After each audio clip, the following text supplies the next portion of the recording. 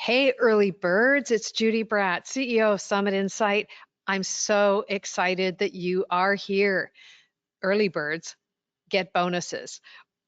Because you're here, we want to invite you to say hi, tell us where you're from, drop your ideas and your questions in the chat, and introduce yourself. And so we're going to have a really active session, and I want to encourage you to just drop in the chat your name and where you're from. In the meantime, we're going to start in 4 minutes at the top of the hour. And so please drop a hello in the chat so we know you're here and what's going on with you in the federal market right now. All right. So it's great to see you. Tammy, hello. Glad to see you. And we've got some folks that we've met before. And Rose, it's lovely to meet you. Thanks so much for coming. This is awesome. Karen, welcome back. I know that you've been in touch with me and Eileen over time. Alithia, welcome. And Jonah, I hope you got some really good help on financing. I hope that was a good resource for you. And Joshua Bartlett, welcome back. It was great to be on your podcast, and I hope you enjoy this one. So please drop a hello in the chat, and we've got as well. We have the Procurement Technical Assistant Center from Del Mar College. Hello, Robert, and also again Alithia from Albuquerque, New Mexico. So we're both super glad that you're with us. So please drop a hello in the chat so that we know you're here, and introduce yourself. We're going to get started at the top of the hour. So let us know if you can use the chat and find the chat. All right, would you just drop the word hello in the chat? If you can, if Q&A is all that works, that would be fine. But I want to know if the chat works. Got Q&A. Hello, Jeffrey. Looks like Q&A is our forum that people can see and work with. I love chat. When I was a little kid, I remember talking to my dad, and when I wanted to see him, I said, "Daddy, have a chat?" I still remember it. I missed him very much. So you can only see Q&A. All right, Amanda, Q&A is what we're going to use then. Hello, Tammy. We've got 2 minutes to the top of the hour, and we'll get started. Awesome. Deanna, so good to see you. Great. And we're 2 minutes out. So it looks like Q&A is going to be the place. Can anybody, if you can see the chat, we're going to be posting links there. If you can see this content in chat, would you let us know? Otherwise, looks like we're going to have to use the Q&A to post links for you. All right. And so I'm just going to post a message. And hello to all. Can you see the chat? And send. Otherwise, we are just going to use Q&A. Lost the bar for a moment. Yeah, you can see it. Yes, yes. Oh, yay. Okay, received. Okay. Gotta love this stuff. All right. We're in for a good session. So please then use the Q&A. Hello, Lyles. Good to see you too. Looks like the question bar is where you're going to be entering your stuff. So I will keep that in mind as we go along. All right. It's almost the top of the hour. Leah, are you ready to hit the record button?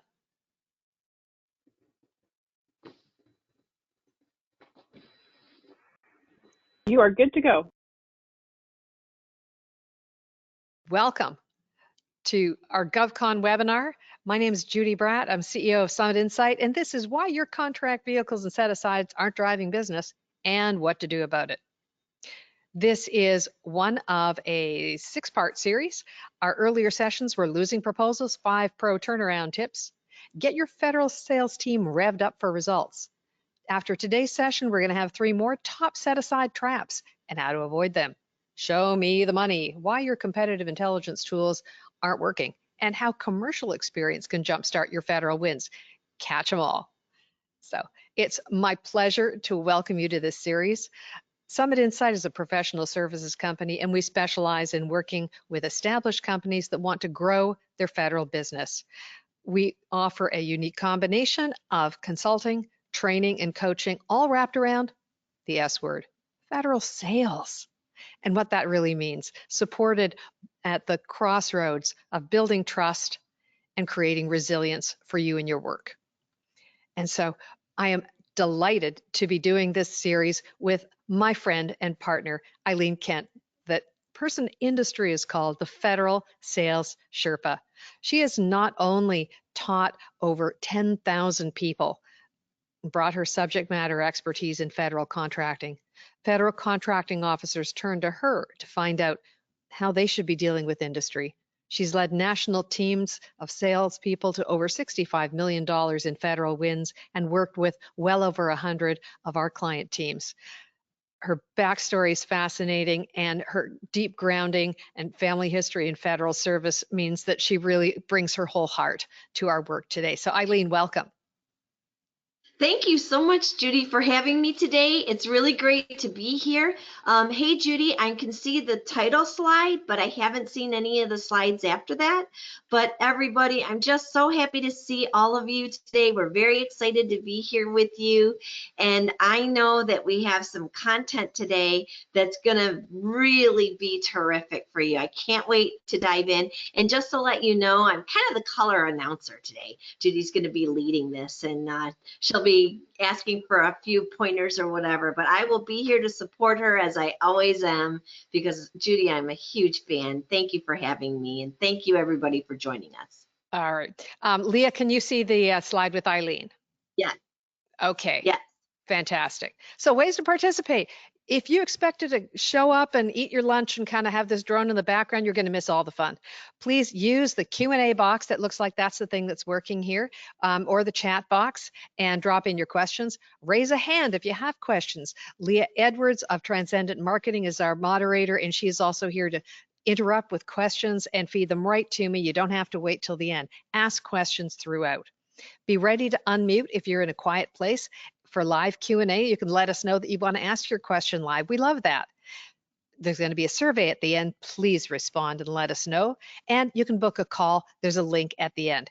This webinar is being recorded, and watch your email for a follow-up link, and including the link to the recording in a couple of days. So let's dive in. Get out your notebook. You're going to take action, and at the end of this session, I'm going to ask you, what action are you going to take and when? Because you decided to be here. All right, so ready to go? Here's our starting point. We're on contract vehicles, but tell me which of the following things is true for you. I've got a number beside each of 5 statements. So if this is true for you, drop a number in the Q&A. You ready? Here we go. There's no SAM notices for what we do. If that's true for you, put a 1 in the Q&A or the chat. No set-asides for companies like ours. If that's true for you, put a 2 in the chat. Leah's going to tell us what our scores are here. Teaming partners don't use us. Put a 3 in the chat. Task orders go to our competitors. Put a 4 in the chat. And we're not winning the work we deserve. I bet we got a lot of 5s. Put a 5 in. Eileen, did I leave anything out? No, all the above. Yeah, no, number 6. Are you put number 6, all of the above? Leah, what are we seeing for answers? What's coming up for people?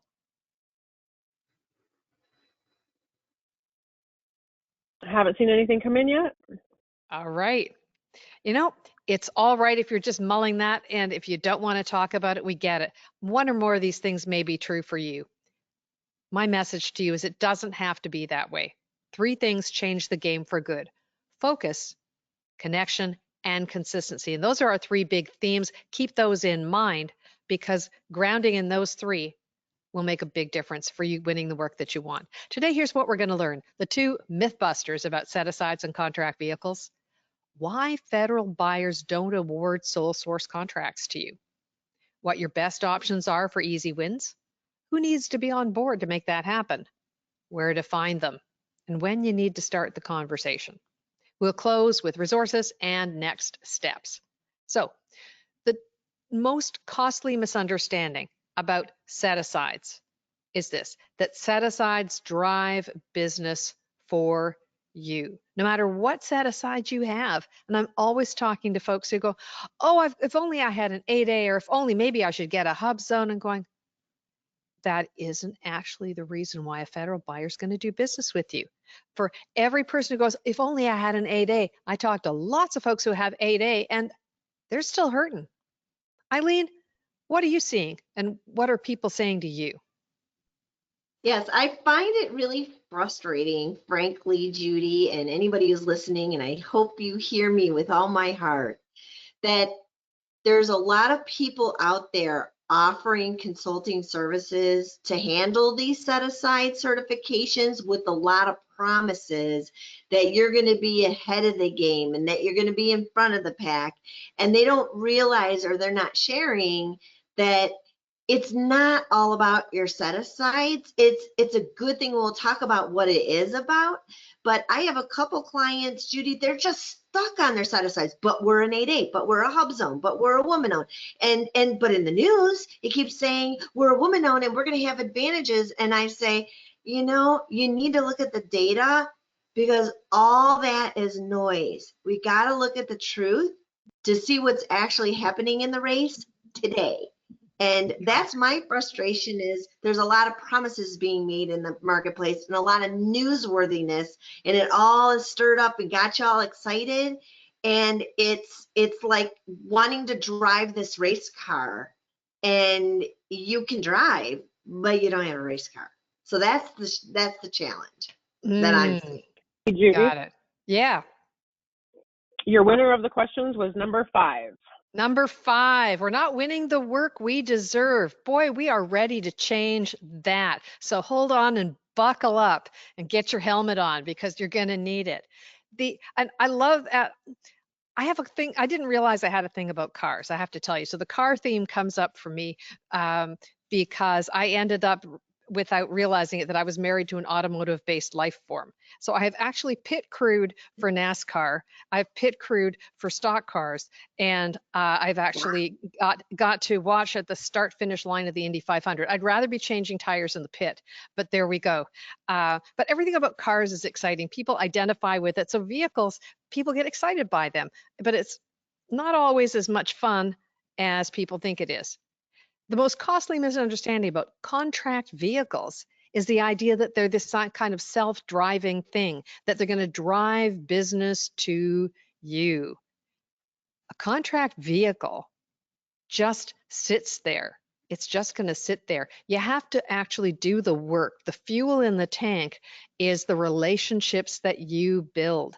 Until you have relationships fueling that vehicle, that is not going to drive your wins all the way to the bank. Eileen, talk about that for a minute. Yes, and I just want to say something here. Judy and I are not proposal writers, and we are not IDIQ writers. We're not trying to sell contract vehicle services or GSA scheduled contracting. What we want to share with you is the challenge is there's a lot of people that sell these services, and again, there are some rules that make it easier to work with you. As Judy would say, it's not easy, but we can make it easier. But a lot of times we don't realize that they're not using the contract vehicles that we spent a year getting to buy what we sell in some cases. And so that's a struggle. And the other thing too is, and I don't know if some of you were watching last summer, there was a big contract vehicle update, CIO SP4, which is an IDIQ for IT. 14,000 vendors are responding to that. That's almost as many as GSA schedule holders out there. So it's going to take a year and a half for them to even review all those proposals. And I called it the great distraction of 2021, because meanwhile, all these vendors who are already there with relationships were closing deals, while everybody else was filling out the paperwork, because it's a $50 billion opportunity. Yeah, that's everybody added together. Everybody wins it together. So it's going to make your life easier, but it may or may not be this thing that your company needs, which we'll talk about in a few minutes. Exactly.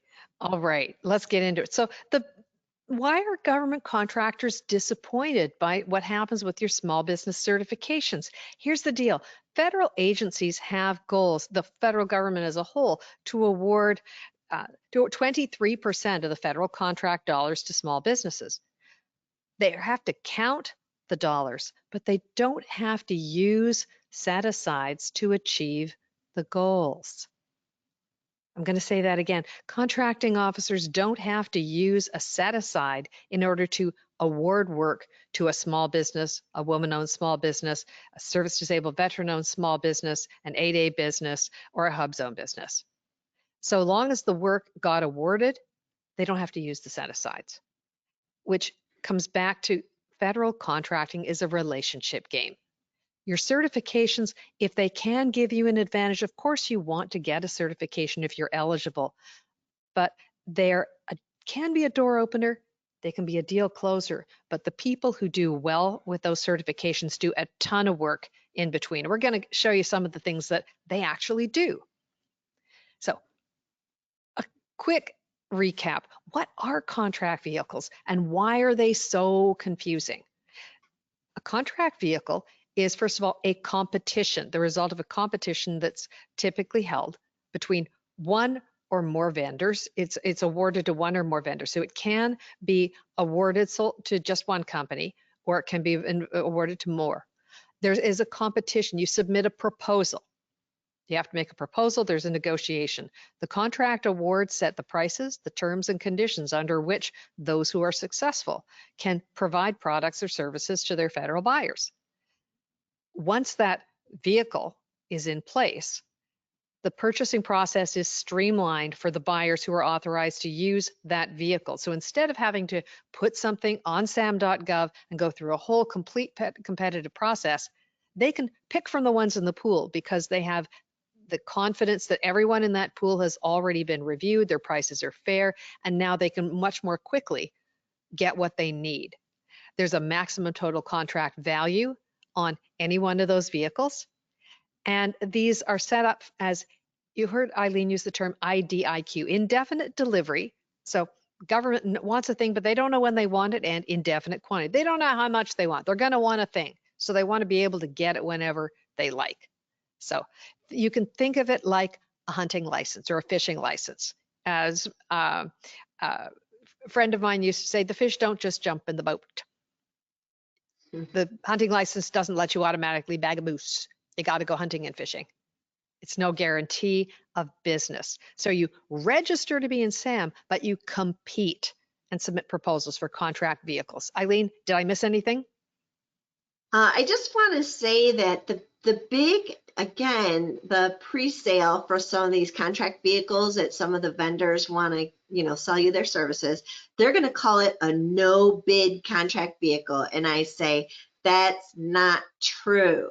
That's misleading. Because it's usually the opportunity to get 1 to 3 bidders to respond to a task order proposal. So you have this contract vehicle because your prices are considered fair and reasonable, but then they let the competitors compete against each other that are on that contract vehicle to win each and every task. So you are going to be writing lots of proposals, not big RFPs, but they're going to be task orders and they're going to be bids. So be ready to write lots of proposals if you have an IDIQ.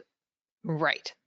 So what government contractors need to do is drive the business to your company using your vehicles and your set-asides. There's probably not more than a handful of federal buyers who have more than $30 for a bucket of bolts who don't already know who they'd like to get it from. Think about that. The contract vehicles mean that at the end of the day, they're under the contracting officers are under a lot of pressure to show they shopped, to demonstrate maximum practicable competition. By using the vehicle, they can say, hey, we put it out there and we picked the one we liked. There's nothing stopping you, not only nothing stopping you, but the winners of the game are making lots of calls and building lots of relationships with the folks who are authorized to buy from those vehicles so that by the time that requirement comes out, they know that that cake is baked for them. That's it. So get in the driver's seat with these contract vehicles. That's it. So if you see one of these things, I love this idea. And if anybody ever seen one of those things where it's an opportunity, maybe somebody has sent it to you or it pops up on your screen, there's less than 30 days to go, but it's for exactly what you do. And it's set aside for your combination of set asides. And it looks perfect for you, but you don't know the buyer and you don't know the budget and you don't know the incumbent and you don't know the history. Your odds of winning are in the single digits.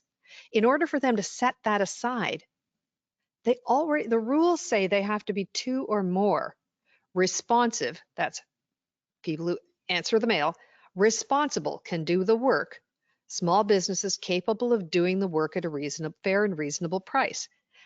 Do you think any federal buyer does a set aside without having a lot more than 2 people in that competitive pool that they already know they'd be happy if they won it? So if you haven't heard about this thing before it gets published, you might want to think twice.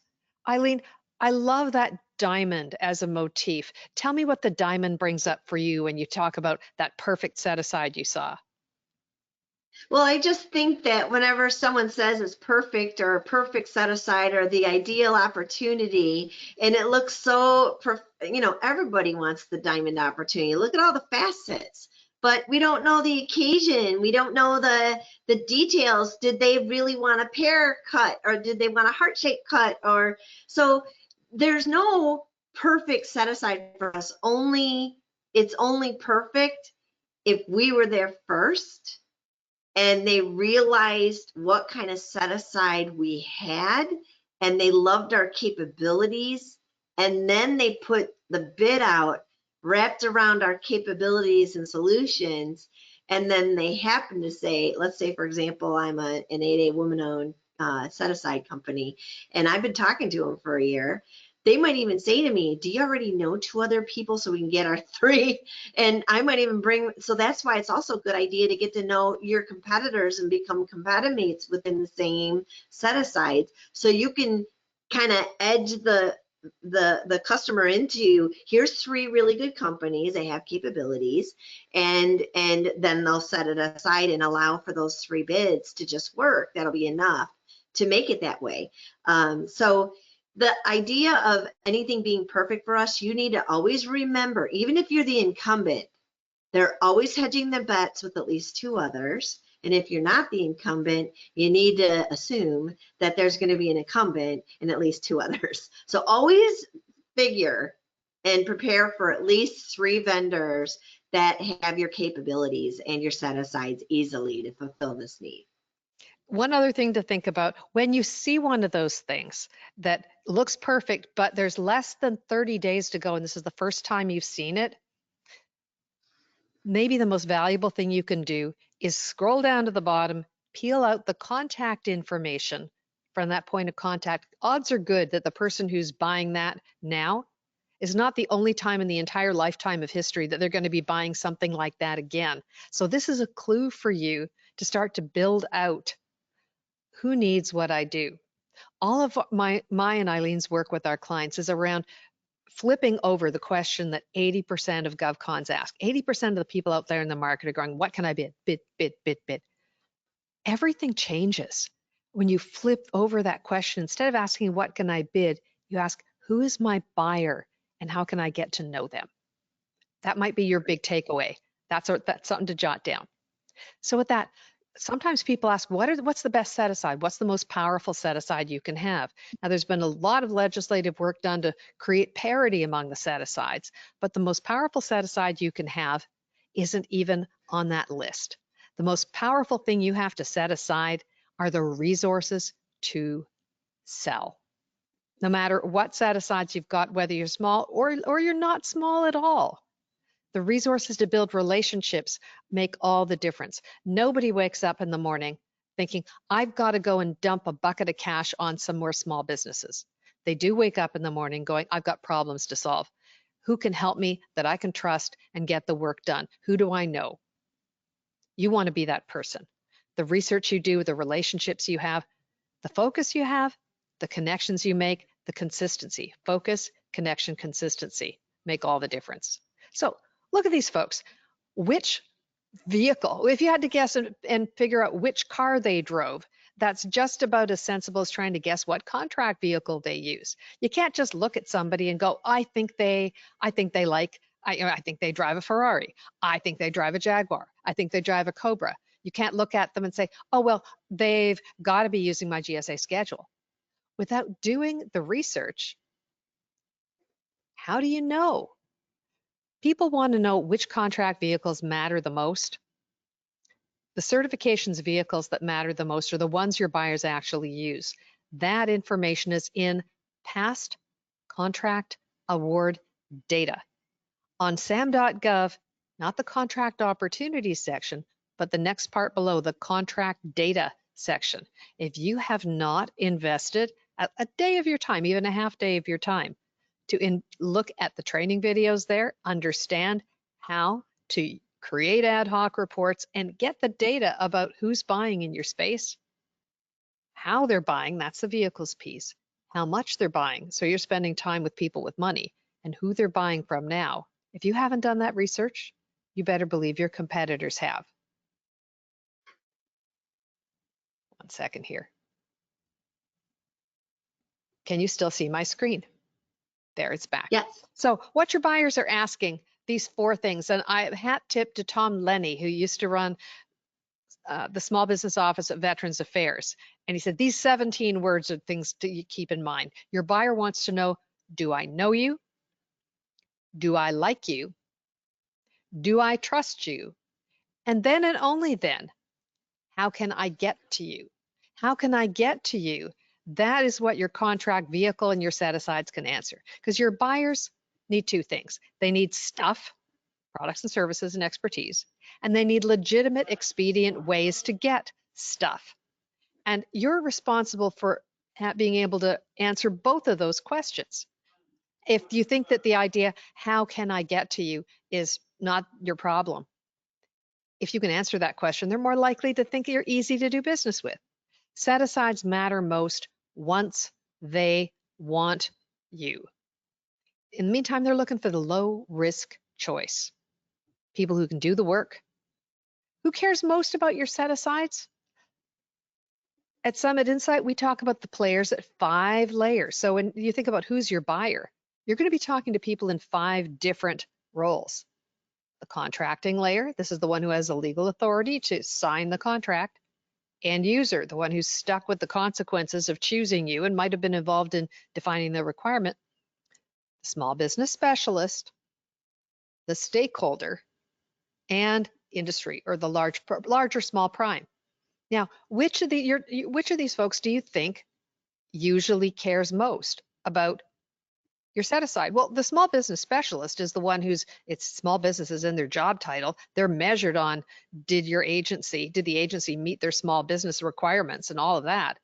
But the small business specialist is not your buyer. I'm going to say that again. The small business specialist is not your buyer. They can help. The more research you've done, the more helpful they'll be. But now, who else should care about your set-asides? Well, the contracting officer is focused on whether there's fair, compliant competition and the work gets done on time and on budget. Industry, the prime. If you've ever had the experience of calling on primes and they say, great, we need small businesses, get on our portal, you register on the portal, and then nothing happens. What makes all the difference for your large primes is not your set-aside category, but are you bringing new business to them? So in all of these things, understand that the person who cares most about your set-asides isn't your buyer. If you want to win work, you've got to focus on what does matter to especially the end user layer and the contracting layer. When are you supposed to call these folks? The answer is now. Learn the right message for the right person at the right time. First, second, third, and fourth quarter of the federal fiscal year, they're focused on different things. Each one of the players at each of those layers cares about different things. So you need to be talking to the right person at the right time. Eileen, is there ever any reason to say there's nobody I can call right now, I guess I'll have to wait? No, I say jump on the merry-go-round. It's going to be going forever and ever and ever. So just jump on. Stop jumping off in October in the new fiscal year and then jumping back on in Q3. I see that habit in companies time and time again. They pull their sales resources off the customer from October till March. And then they come rolling back in. Oh, I'm back. And the buyer was like, what have I been the last 6 months? Do you chop liver? Well, you don't buy anything until Q4.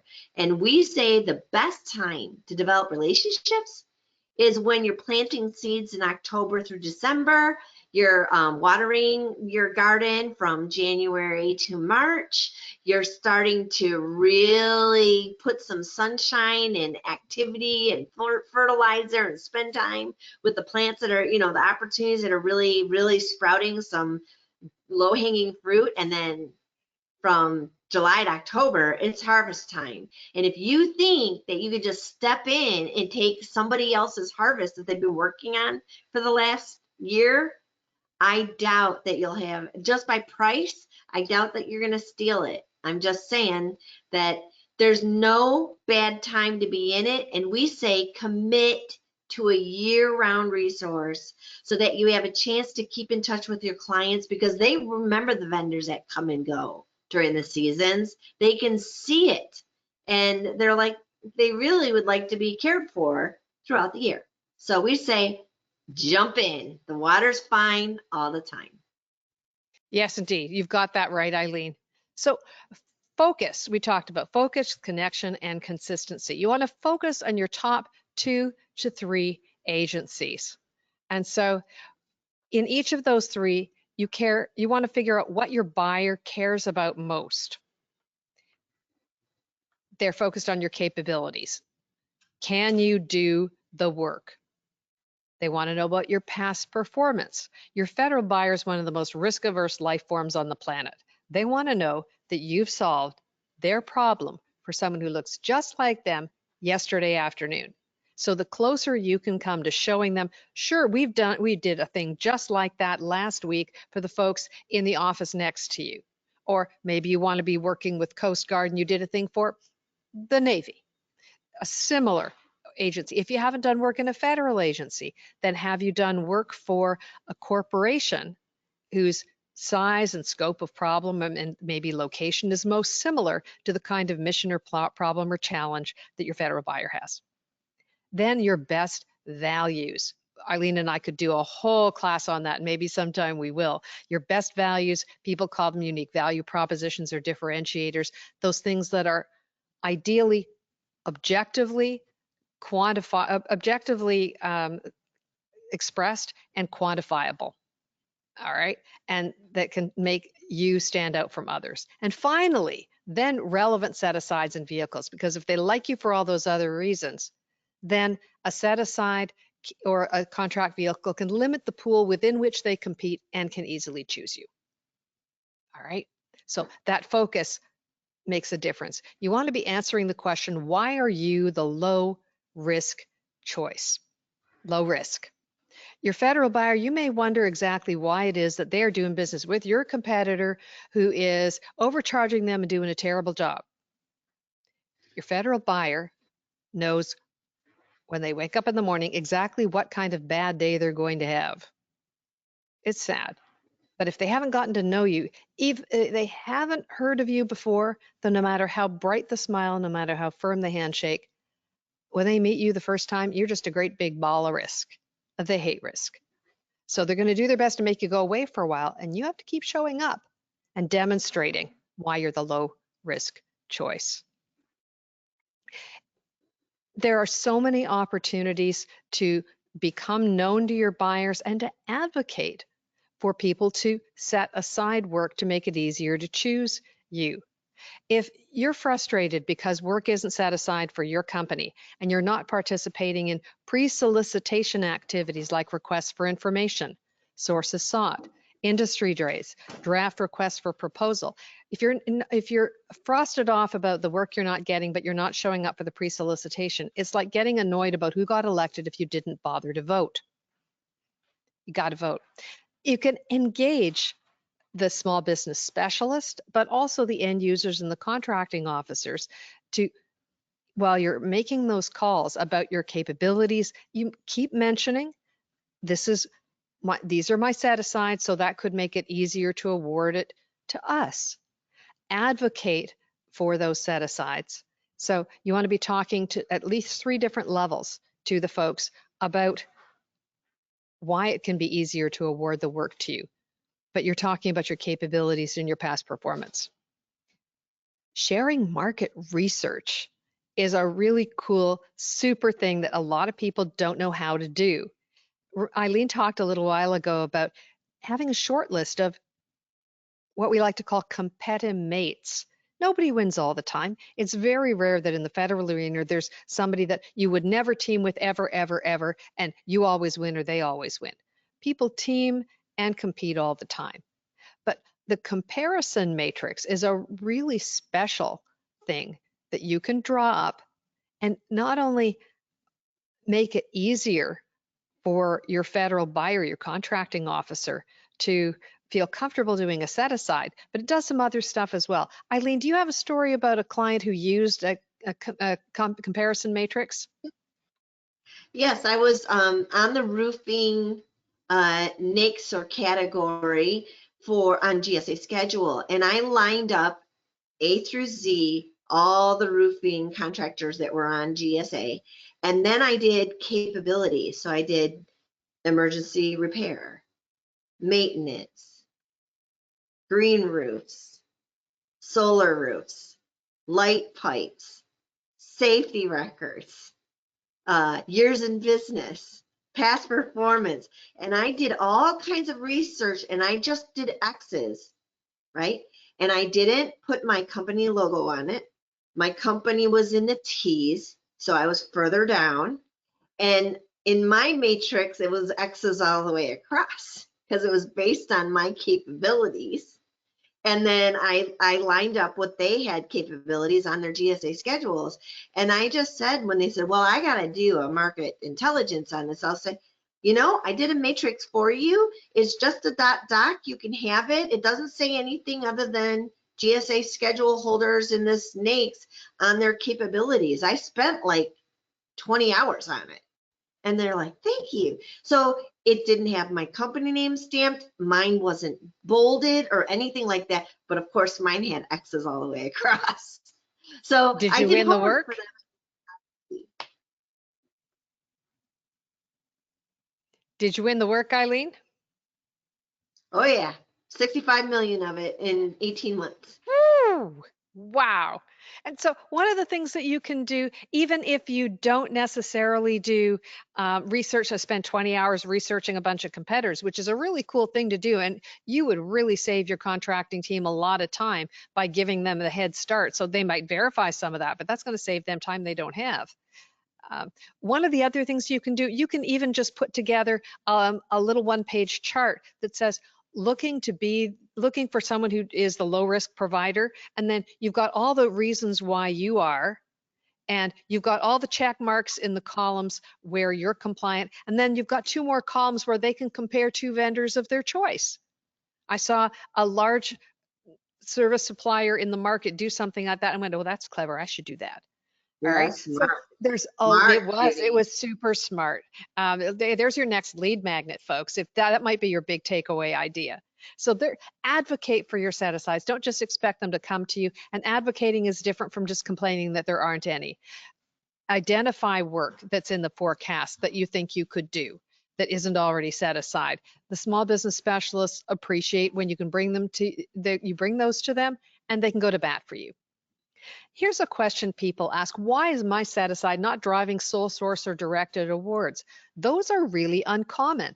In 2021, only 1.3% of contract dollars were awarded as sole source and on the basis of small business status. So why could that possibly be? Well, just because they can doesn't mean they will. You think sole source sounds easy for you, right? Here's what sole source looks like to your federal buyers. Lots of justification, documentation, approvals, oversight, time, and if they get it wrong, risk. They're under a lot of pressure to award things competitively. If you look in FAR Part 6, look at this long list of stuff they got to go through every single time. And so it's not only far easier for them, but they are under a lot of encouragement and or pressure to award work competitively as often as possible. Contract vehicles do make it easy to make a quick award in a qualified pool of people. So contract vehicles and or set-asides can help them. So they would rather, most of the time, award work through using one of these more restricted competition pools if they can, rather than going through trying to justify all the risk and work of sole source. So think about what's important to your buyer. They want to follow the rules, but there's lots of ways to follow the rules. This is a lot of rules to follow. If there's a way that is less laborious, it's easier. So you think about making it easy for your buyer, not just for you. Let's get back to trust for a second. Research shows that trust is built one small interaction at a time. You know that in your heart. You know that from your own experiences. And sometimes you can put big rocks in, but other times they don't even want to take a little tiny grain of sand. Maybe if you had a molecule of water to offer, that's all they're going to let into the jar at a time. But you've got to be able to give them a little bit of something when they're ready for it. So if you've never done business with a buyer or an agency before, you might have to start smaller and without using either set-asides or vehicles. How do you do that? There's a concept in sailing, in boating, called the heaving line. The monkey's fist is, the heaving line is designed to pull across a heavier line for towing or docking. The monkey's fist is a little knot that's at the end. You throw it across on the light line. Once that's across, you attach the heavier one. And so the monkey's fist in federal contracting is those tiny purchases. Sometimes we have to start smaller and persist until they're ready to set up a task order or set aside for us to win. So especially in fourth quarter of the year, but any time of year when you want to get started, I want to remind you that it's worth taking the time to go back and think about what small ways you could help your buyer. With products, maybe there's a user beta test, single location setup, customization, one-on-one training, evaluation copy, field trial, sample order. With services, you could still do a situation assessment, a phase 1, a repair, pilot program, a webinar, a briefing, prototype, an assessment of some kind, limited time trial. And what could you do for less than $10,000?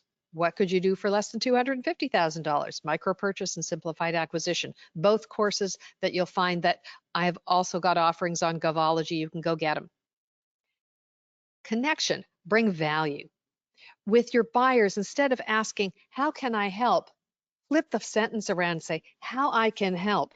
Come to your buyers saying, here's something that my research shows could make a difference for you. With your partners, bring business. You don't have to be on every contract vehicle. With your connection, with every touch, every voicemail, every email, every contact, every call, bring value when you connect. The third critical thing we talked about, focus and connection, is consistency. Close with your set-asides and contract vehicles. Always include them in your collateral, all your marketing materials, your calls and your conversations. Even if you're leaving a voicemail, leave that in your voicemail along with your company name. Always tell your partners what vehicles that you're on. And talk about your set-asides in your advocacy. Show them how you make it easy for them. Eileen, of all the different opportunities that people miss to talk about their set-asides and contract vehicles, which are the ones that people overlook the most? I would say that the biggest thing is they don't know how to communicate the set-aside properly or the contract vehicle properly. So a classic example is if you have a GSA schedule contract. You know, you're listed at GSA eLibrary, right? And you're listed amongst 100, and if you're IT vendor, 5,400 vendors. And if you point them to your NAICS code or category, your customer is going to see all those other competitors. Or if you go to GSA's, acquisition gateway, those people are going to point them to another contract vehicle altogether. So one of the things you need to do is take your GSA schedule number, right? And that 47Q RAA 18, 19, 20, 21, or 22, blah, blah, blah, blah, blah. You make or the GS OOF 00270, that number. So that GSA schedule number you're going to put at your website, on your capability statement, underneath your email address, and you want it clickable. So when I click on it, it bounces me right over to your GSA schedule listing, and there's your pricing, there's your categories you're on, and they're only shopping you. It's taking them to your showroom on GSA.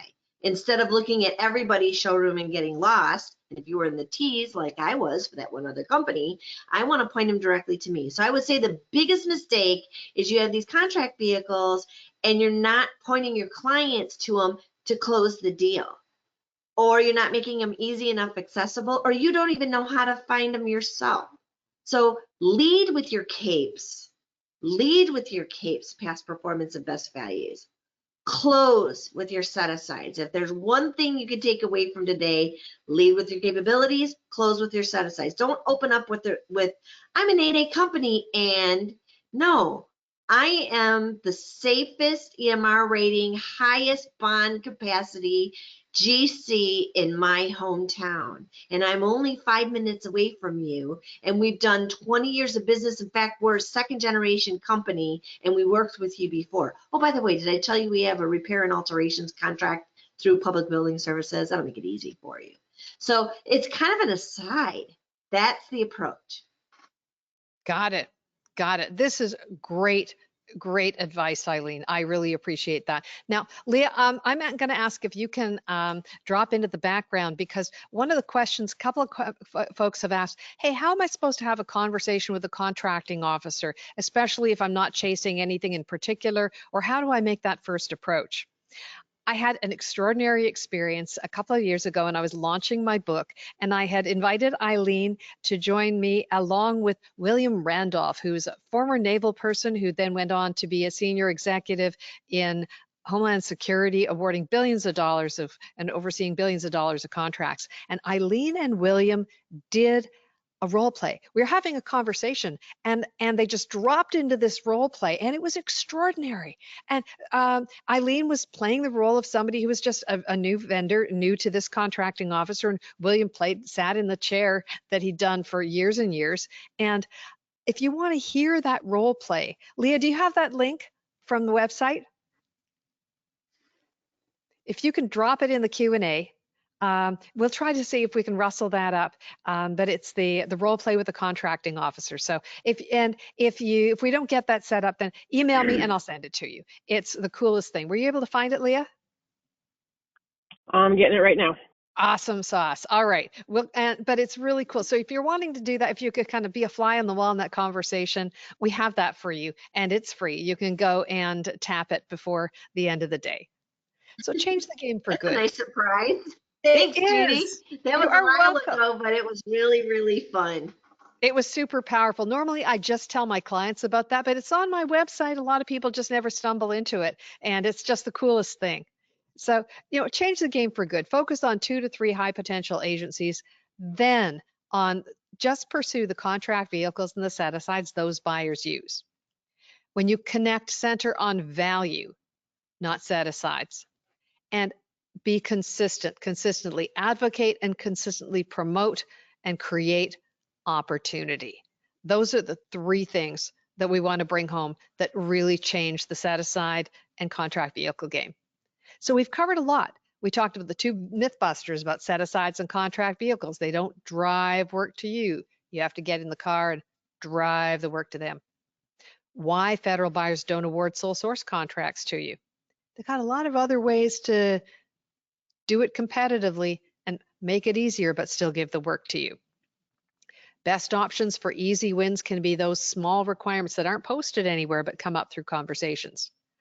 Who needs to be on board to make that happen? You have players at all 5 layers. Check out my website for players and layers methodology, PALM, the PALM, and there's tools and examples there that you can use. where to find those folks.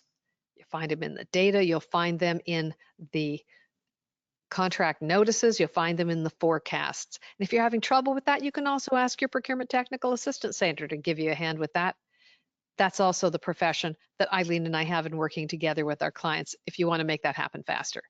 When you need to start the conversation, why wait? Do it now.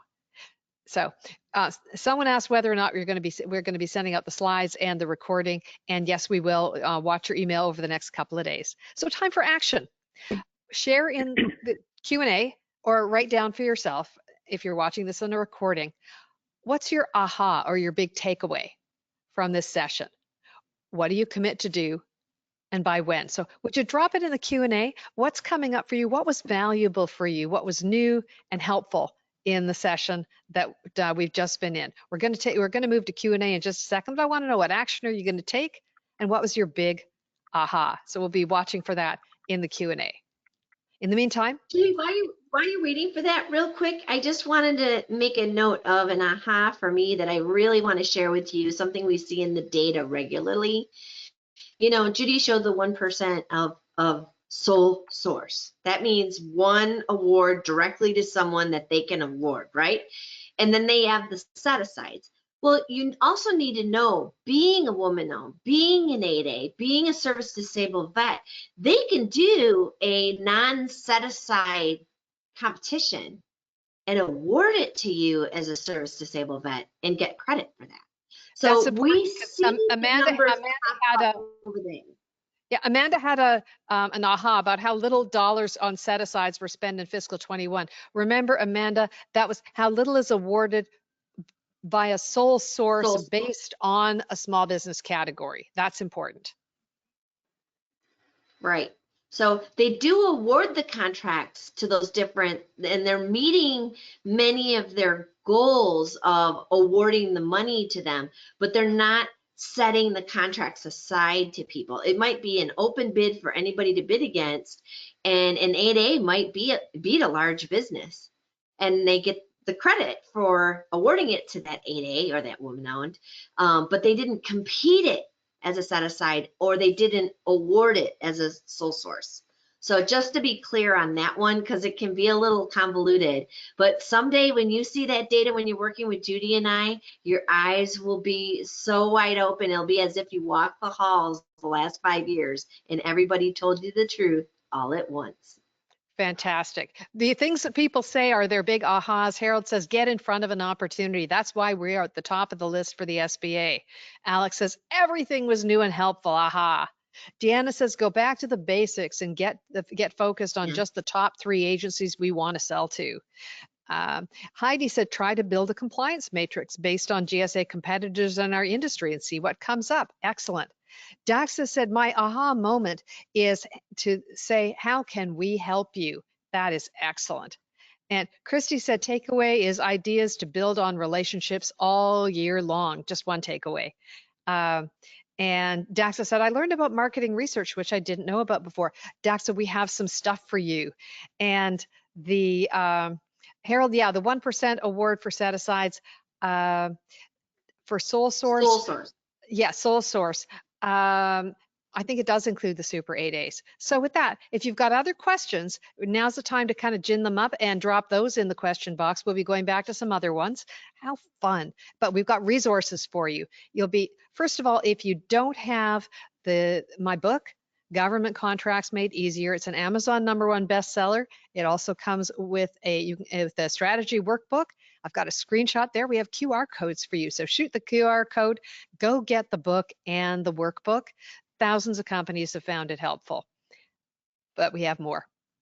And let's see, for Daxa, 3 easy lessons in free federal market research. This is a step-by-step guide on how to find out whether federal agencies use schedules or to buy products and services like yours, and how past contract data points the way to future wins. So this is waiting for you. The link to this will also be in the follow-up email. 3 easy lessons in free federal market research. If you're ready to take the next steps, if you're ready to change your win rate, if you've enjoyed this conversation with me and Eileen, imagine having 4 hours of Eileen Kent goodness and those kinds of tactics she used to win $65 million worth of business. Where's my magic wand? Here it is. Always have a magic wand. If I could wave my magic wand and put that in front of you right now, here's how to get that. The building blocks of a winning proposal is an on-demand class in 2 chunks of 2 hours each, 4 hours. It comes with an editable action guide. And I've had whole teams call up and said, we want to get this for 5 of our people this afternoon. It's bid season. We want to improve our win rate. So everything from making the bid, no bid decision to understanding how to put together the response is waiting for you. Check it out on the website. Finally, if you're ready to go and take it to the next level, you can get in front of your federal buyer faster and win the work you deserve by working with us through our Federal Business Intensive. It's not a course, it's not a class, it's not a database. It's 8 weeks of hard work in a private program with up to 10 people from you and your company. And you're going to create and launch a custom federal sales plan so that in 8 weeks or less, you have a solid relationship pipeline into at least 3 places where you're confident you can win work. Our clients that do the work are successful. A couple of them won over $100,000 in new business before the 8 weeks were up just by using the tools and techniques we gave them. Our most successful client, woman-owned business in New York, never done business with the federal government before. 4 months after they finished this program, won their first federal contract ever, prime contract, with the United States Marine Corps for $46.8 million. The people who do the work are successful. Your mileage may vary. I'm not going to tell you that happens every time, but they did the work, which was very cool. So find out more on my website. This program comes with a guarantee. My guarantee to you is this: if by the end of the 8 weeks we work together, you do the work and you are not confident that you can see the way to winning 10 times your investment back within those 12 months, I will work with you. I will continue to work with you for the remainder of the 12 months or until you feel that confidence, whichever comes first. You don't get a guarantee like that anywhere. No, that's generous. Very generous, everybody. Just saying, Judy is queen of generosity in terms of giving to her clients. Oh, back at you, Eileen. That's why we work together. So are we a fit to work together? Find out. I do a limited number of complimentary federal business breakthrough sessions. And so you can apply if you qualify. I guarantee that you will come away with at least 3 things you can do right away. So let's find out. All these links will be in your follow-up email. And so with that, questions and answers. If you've got to slip out, please respond to the survey link you're going to get just as soon as the webinar wraps up. You can certainly book a call. This session's being recorded, so you're also going to get the email link that has the slide deck and the link to the recording. So with that, Leah, we have some questions. Lee has something to share with you. We have a lot of questions that have come in. A lot of them are the same, so we're going to kind of group them together. So when you see a sole source and you know for a fact you have a better solution, should we file a response? You know, it's sort of, why did you see it? It's sort of like, it's one of those things like when you're at the wedding and they stand up and say, does anybody know if there's a reason why these two should not be married? How often are you going to do that? It's rare that the person who's buying that thing, that's the only time under creation they're ever going to buy it. Harold, you're probably, rather than putting up a hand saying, wait, you can, all right? But unless it's some hairy, scary emergency, if you might do better to pull out the contact information and say, hey, we saw this thing. We look at the data. We see you buy a lot of this thing. We'd love to get to know you. We think we might also be able to help you. And so it's from the contracting officer's point of view, somebody's saying, wait, I got something better. Oh, geez, they're trying to get the money out, go spend it, make the award. And so if it's a life or death thing and you know that it's not just a matter of value, but you can save lives, if it's that level of thing, then maybe. But I would look at it as a relationship building opportunity that now you have the intelligence to start. Eileen, what do you think? Yeah, I hate to say it. I know that you probably, all of you have something better than the person that's in there. You'd probably have a white glove service at a lower price, but you haven't had a chance to show them, prove it, meet with them, have needs analysis with them, and come up with a solution. So by the time it hits the streets, I'm not saying it's completely too late. It's about 90% too late. But for you to change the specifications, it is. I just want to give a quick example. I had a construction company show me their proposal that they lost. It was a 250-page proposal. And they said to me, Eileen, read our proposal and tell us why we lost. I opened up the first page, everybody, the first page. And on the executive summary, they had a red box and it said, these are all the mistakes in your specs and this is how we're going to fix them and why we're charging more. I circled the red box and I didn't read the rest of the proposal. I sent it back to them and they said, oh my gosh, Eileen, you're so right. They brought us into a room and said, you insulted our designers. You literally insulted us with this first page. So even though you think you're better, faster, smarter, more cost effective, safer, all those things, you should have talked to them the last year. But again, get on the merry-go-round because it's going to come around There's again. And never a bad time. Leah, what else we got for us? Well, two of the kind of the same, very similar questions. What is the best way to make initial contact with a buyer if you're not chasing a specific opportunity, but just want to make a contact? And then what if you're first starting out? How do you approach your buyer? So really, how do you approach the buyer? Gently. Do your research and show up talking to that buyer and expect that you're going to leave not one, not two, probably 3 or 4 voicemails. So have something cheerful, concise, chipper, and on point about something they care about set up so that, and drop a voicemail and an email at the same time. So be persistent is one thing. Talk about something that you know they need and be gentle and say, we're new here.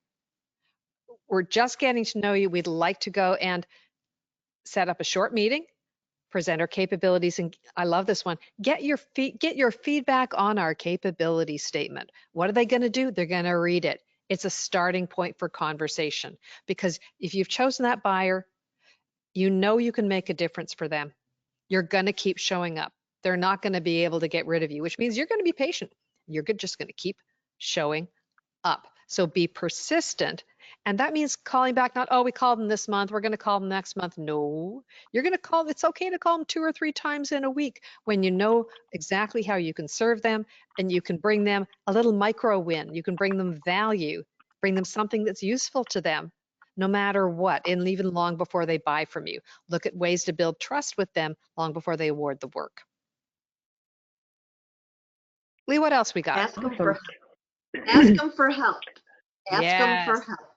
I love that. They Yeah, will here's one. I mean, public service is in their names. I love this quote from John Sanders, who was the publisher emeritus and founder of Washington Technology, long since bought by GovExec. He is now in the venture capital business, but he would say, if you want advice, ask for money. If you want money, ask for advice. I love it. Yep. I don't know if you're the right person. Maybe you can point me in the right direction. I was looking at my resources and I saw that you 3 people are in my data that buy what I sell. How many of you are still there? Is it just you or are the other 2 there too? Or anybody leading the way? Has anybody moved on? Hey, can you take a peek at my CAPE statement? I just updated it. Any changes that you would make to it? So ask for a little help so that it gives you a chance for them to get to know you and bring your humor. And like Judy said, be cheerful. They're so sick and tired of, hi, I called you 15 times and you're not calling me back. They're so sick of those messages. They want to hear, hey, it's Eileen. How you doing? That's right. I just wanted to follow up again. I promised you I was going to call you back on Wednesday, and here I am. You know, be yourself. I was talking to Dottie Romo, one of my favorite people on earth, and she was at the time in the Department of Justice and in contracting. Now she's over in Treasury as a senior executive. And I would say, Dottie, why don't contracting officer return calls? She says, people leave mean voicemails. I said, Dottie, How would anybody leave you a mean voicemail? She said, you would not believe. Said, hi, it's Sarah. It's Friday afternoon. I've called you 3 times this week and I need this stuff for the proposal. Call me. Don't be that person. Cheerful. She said, I'm not going to return that in a hurry. So cheerful, short, appreciative. I was on the phone with the Federal Service Desk for 25 minutes trying to get my SAM record updated because I moved and had to change my address. And I had this lovely conversation with Tammy. And Tammy, just from her voice, she was so caring. She sounded like the person who had lived many lives, and I would have loved to find out her story. But she was so patient with me, walking me through this. There was a convoluted thing that was just screwed up on the system. And at the end, I said, I just want to let you know how much I appreciate all that you do for businesses, especially small businesses. You made a world of difference for me today. And she said, I can't tell you how much that means to me. Always say thank you. If there's a closing thought I have for you, if you take away nothing else, it's this. People will forget what you said. People will forget what you did, but people will never forget how you made them feel. Dr. Maya Angelou, think about that. And with that, we can linger a little bit, but I want to wrap up for those of you who have to skedaddle. So we've got some questions that people have asked, but at this point, if you got to drop off, you got to go. Eileen, do you have time to answer just about a little bit of a rapid fire set with us? I'm here for you as long as you need me. Happy to be All here. righty. So here's things that come up often. I've got no set-asides or I've got no vehicles or certifications. What's my next move? Are you asking me that question, Yep. Judy? Yep. Oh, what's my no contract vehicle, no certifications? Well, we definitely need to do some sort of market intelligence research to see who buys what we sell. You're talking about millions of federal employees in thousands of locations, in hundreds of departments, in dozens of agencies, in many departments across the country, around the world. We need to find the people who buy what you sell and see what they prefer and see who they prefer and then decide what is our point of entry in this marketplace based on the data. Does it make sense for us to team with those primes that normally in the commercial marketplace, you know, there are competitors are, you know, or do we want to unseat them? Or do we want to get small wins and get in there with certain contract vehicles and set asides to prepare for it? Let the data, the truth drive your decisions these next 12 months. Don't let all of these gurus out there say, this is the way the government does it. No, this is the way I do it. That's the way that's the way the government customer will say, the government does it this way. And then you take it for, you're going to change all your business activities. The government buys only on GSA schedule. That's not true. Let the data prove it. That might be just the way that one person buys. GSA schedules account for 10%, just 10% of the total federal spend. So if you're riveted on GSA schedules, go get some data and think again. So here's another one comes up, Eileen. How many contract vehicles do I need? Well, I think that, again, it depends on your business. I hate to say it depends, but let's say, for example, you're in construction. There's not really very many bridges or contract vehicles at GSA for construction other than specific IDIQs in regions. So they're not on GSA schedule, but GSA's public building services might have their own IDIQs. So depending on your business, you might be a training business and some training is purchased on GSA, but then an agency might have their own contract vehicles with their own 10 training vendors on it. So I wish I could say how many. Really, if you have one or two, but then you have teaming partners who have them, that's the way. That's the way. You know, Judy always likes to say, you know, it is the way from The Mandalorian. And the way is, it's great to have one or two so that you can let people ride your contract vehicles, but it's even better to have a variety of contract vehicles available to you through your teaming partners so that no matter what happens, you've got one. You've got one. You got it. So how should I decide what kind of small offer to make? I'm going to answer that. When you're thinking about what kind of small thing you got, a product or a service, consider something that solves a problem that people have, that they are, it's something that's been bugging them, that they can't get other people to fix, that other people aren't going to get around to, that has some high return, that kind of like takes the thorn out of the lion's paw. So something that has a tiny irritating pain point, and they'll go, oh, that's so much better. And think Mhm. about something that might have a follow-on, a phase one, and you could build on that. A really great example of a small pilot program, something like that. So those are two ideas. And you remember the slide that had a lot of suggestions for small offers to make. Have ideas in hand. You don't have to paste them on your website, but have them in your back pocket, have them in your mind for to strike up a conversation at any time of year to say, hey, how could we try something small that would make a difference for you, solve a problem, help you shine? What problem could we solve that would make your management go, oh, you're a genius? Always make them look good. So why don't buyers use my GSA, my contract vehicles, especially when they tell us you got to have a GSA schedule? You've had clients who've said this all the time, had this happen all the time.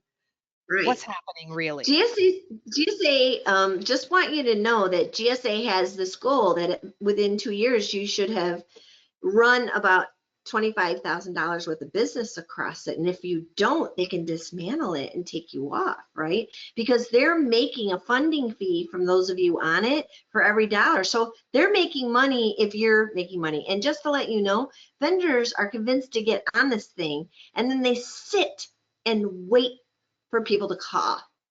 And that's not the way it works. It's not business being driven toward you. It's not.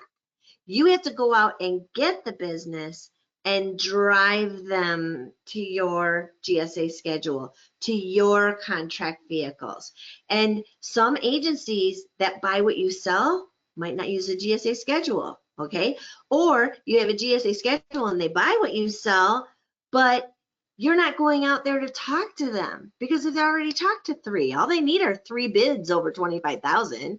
They don't have to post everything on GSA eBuy. So this isn't a bidding process. You got to get out there and bring them to you. It's a hunting license. You can't hunt anything if you're standing on your porch waiting for the birds to just land in front of you. You got to go out there. You got to bring them in. So You got it. you got to go get it. But when someone says you got to have a GSA schedule, sometimes they're just saying that to you because they just don't want to talk to you. They've already got I'm people supposed to they talk to like. GSA schedule holders. Bye.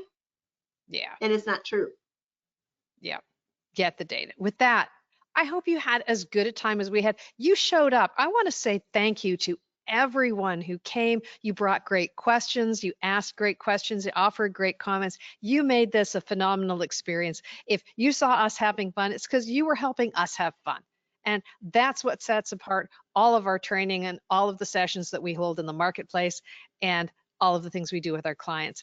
Eileen Kent, Federal Sales Sherpa, thank you for joining us. Leah Edwards of Transcendent Marketing, thank you for being our moderator. Transcendent Marketing is a one-stop shop for folks who want support in reaching their federal buyers, especially in finding the right people, getting appointments set up, and doing email and marketing campaigns that can really support you once you've got your data and your focus. So Transcendent Marketing and Leah Edwards, thank you. Eileen Kent, we'll see you next time. And be sure to catch the rest of the webinars in this series. And we want you to have a life you love, in a business you love, for a country you love. If that sounds like a place you'd like to go, let's go there together. I'm Judy Bradt. We'll see you next time.